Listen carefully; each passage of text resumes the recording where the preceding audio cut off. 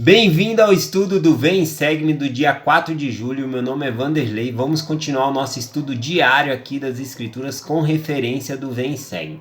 Hoje eu vou compartilhar com vocês Alma, capítulo 23, o versículo 14. O que está acontecendo aqui é que o evangelho ele foi pregado em todas as cidades ali dos lamanitas, né? Tinha uma liberdade religiosa e o evangelho foi pregado a todas essas cidades.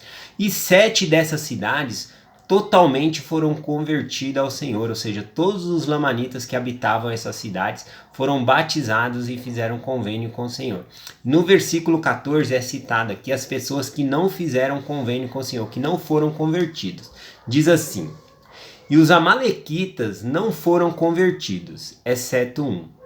E nenhum dos amulonitas se converteu, mas endureceram o coração e também o coração dos lamanitas daquela parte da terra em que moravam, sim, e em todas as suas aldeias e cidades. Bom, que é citado, né, que dois grupos de pessoas não se converteram ao Senhor. Os amalequitas, com exceção de um, né, em uma cidade inteira, uma pessoa só, né, se converter, ser batizado é muito pouco. E é citado que foi os amalequitas que rejeitaram, não se converteram, e também os amulonitas.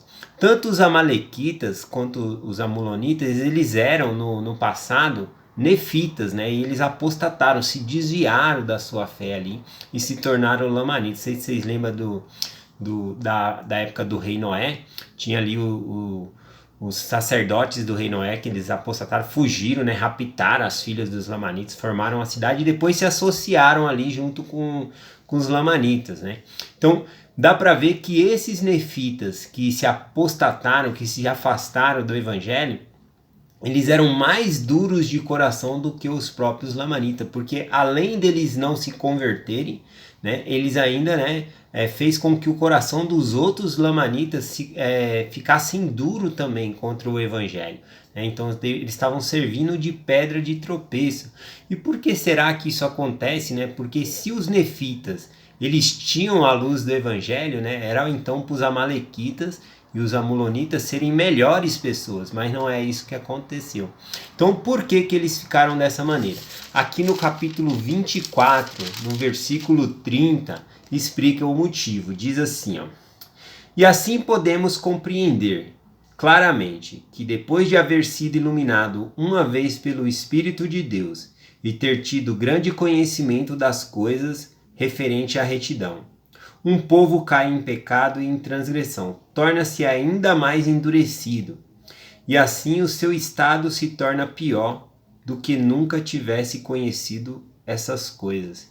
Então, aqueles que conhecem a verdade, quando se afastam da verdade, né, eles se tornam piores do que se não tivessem conhecido a verdade, que é o caso aqui, né, dos amalequitas e os amulonitas, tá bom?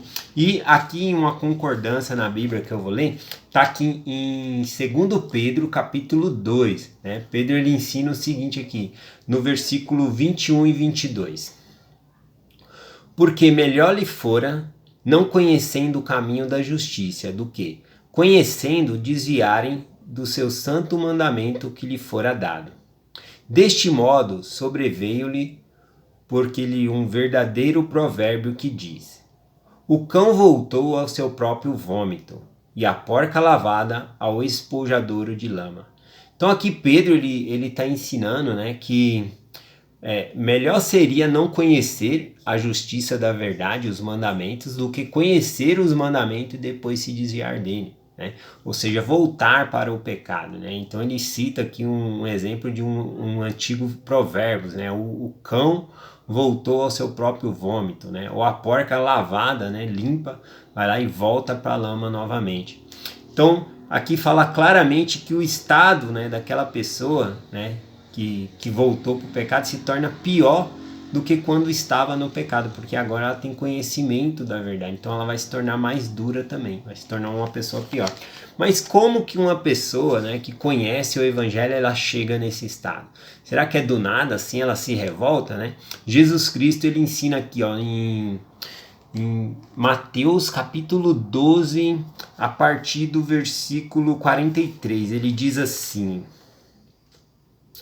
e quando o espírito imundo tem saído do homem, anda por lugares áridos, buscando repouso e não o encontra. Então diz: voltarei para minha casa de onde saí. E voltando, acha-o desocupada, varrida e adornada. Então vai e leva consigo outros 7 espíritos piores do que ele, e entrando habita ali. E são os últimos atos deste homem, piores do que os primeiros. Assim acontecerá também a esta geração má. Né? Então ele fala que um espírito imundo, né? Quando sai de um homem, né? Ele fica vagando, né? E depois ele tenta voltar de novo, não achando lugar, um repouso para a sua alma, ele volta de novo ali, né? E ele acha a casa, né? Como está descrito aqui, desocupada, ou seja, vazia. Vamos imaginar uma casa mesmo, mas ele está falando dessa casa é o nosso corpo, né?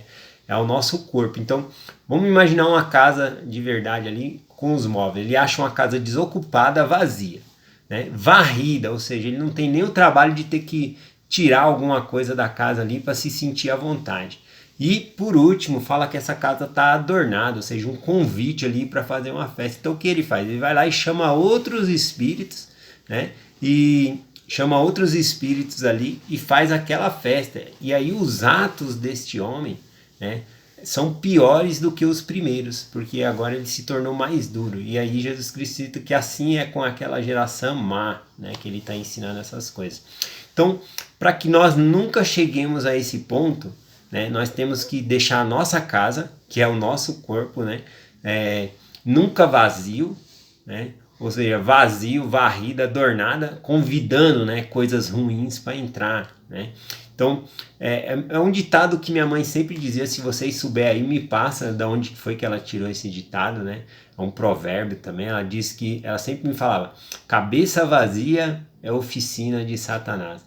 Então, quando nós estamos no Evangelho, nós temos que nos ocupar com as causas do Evangelho, nós temos que ler as Escrituras, estudar as Escrituras, né? Participar do domingo, guardar o dia do Senhor, porque se nós entrarmos no Evangelho, mas não fizermos essas coisas, seria como se nós estivéssemos vazios, né? E aí o inimigo, então, ele vem e acha morada dentro de nós e vai fazer com que o nosso estado se torne pior do que antes do que tivermos entrado na igreja. Então, essa é a nossa meta, sempre estarmos ocupados lendo as Escrituras, estudando, fazendo a noite familiar, guardando o dia do Senhor, tá bom? Então, eu deixo essa mensagem em nome de Jesus Cristo. Amém. Até amanhã.